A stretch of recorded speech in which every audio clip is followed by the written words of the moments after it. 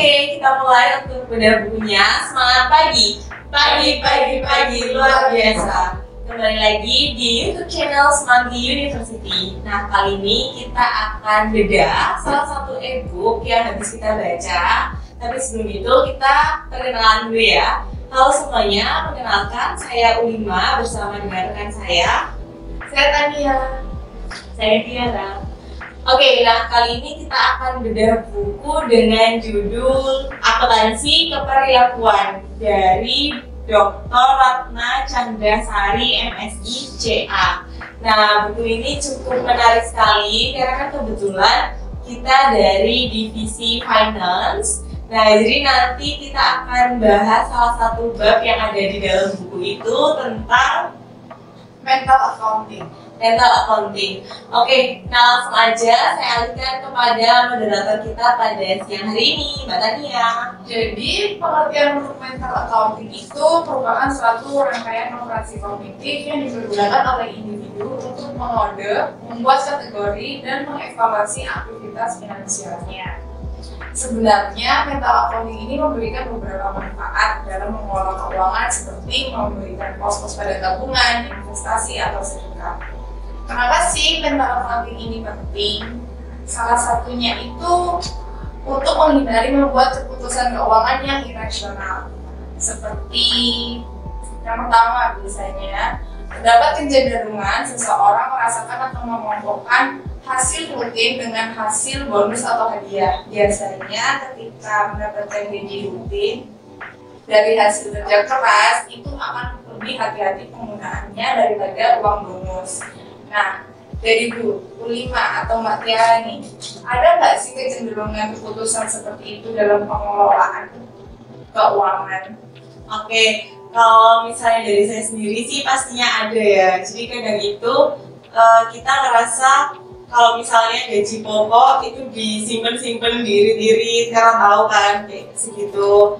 Nah, tapi sedangkan kalau misalnya dapat bonus, insentif, atau mungkin misal ada tambahan uang selain gaji pokok tersebut, itu malah terkesan kayak pengen foya-foya beli barang yang diinginkan, nah itu skincare, baju, sepatu, atau apapun seperti itu.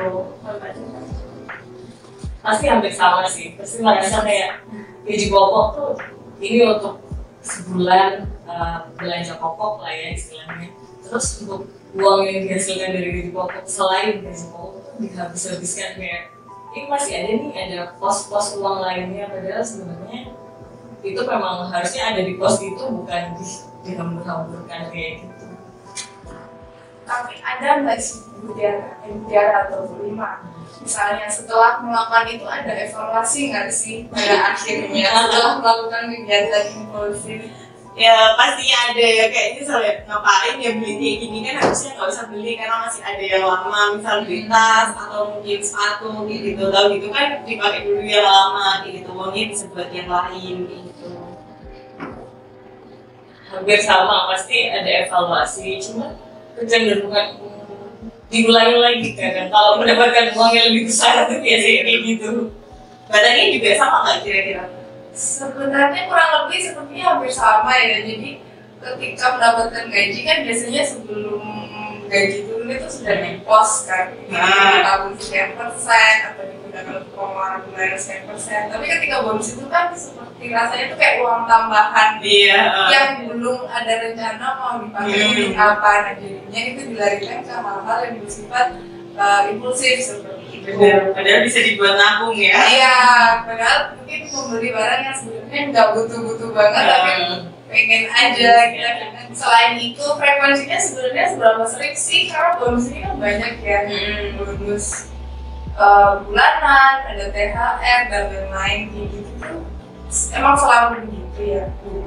Atau Mbak Tiara dulu mungkin ya?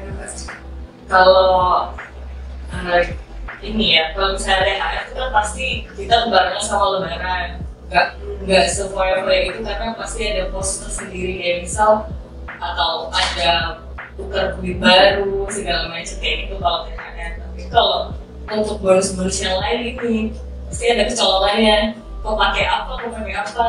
Jadi kayak yang lapar mata lihat di e-commerce apa bagus dibeli kayak gitu. beberapa kali kejadian kayak gitu sih. Lebih sering kayaknya kita ya. Iya. Oke, padahal kan prinsip akuntansi di sini kan kayak pengelompokan gitu ya, pengelompokan sesuatu. Cuman kalau misalnya hal tersebut tidak digunakan dengan baik, sepertinya jadinya impulsif kayak perilaku kita yang sebelum-sebelumnya gitu. Nah, teman-teman, jadi itu adalah salah satu contoh tindakan irasional ketika mental accounting itu tidak kita gunakan dengan baik seperti itu. Jadi ketika kita mendapatkan misalnya uang atau dana di luar dari pos-pos yang sudah ditentukan, itu akhirnya kita melakukan keputusan di luar yang sudah kita rencanakan seperti itu. Padahal kan kalau misalnya kayak dimaksimalin itu kan justru malah ketika kita memiliki kemampuan dan kemampuan mental accounting itu kan harusnya bisa mengelompokkan itu jadi kayak misal bonusnya ini nggak usah dijajanin tapi mungkin dibuat investasi, entah itu emas, saham atau apapun yang sekarang mungkin lagi rame ya, banyak saham, mulai main saham kayak gitu, dan malah impulsif membeli barang-barang yang tidak terlalu penting seperti itu. Baik teman-teman, sekian pada buku hari ini, semoga apa yang kita sampaikan pada kalian hari ini bisa memberikan manfaat. Oke, sekian dari kita. Semangat pagi luar biasa.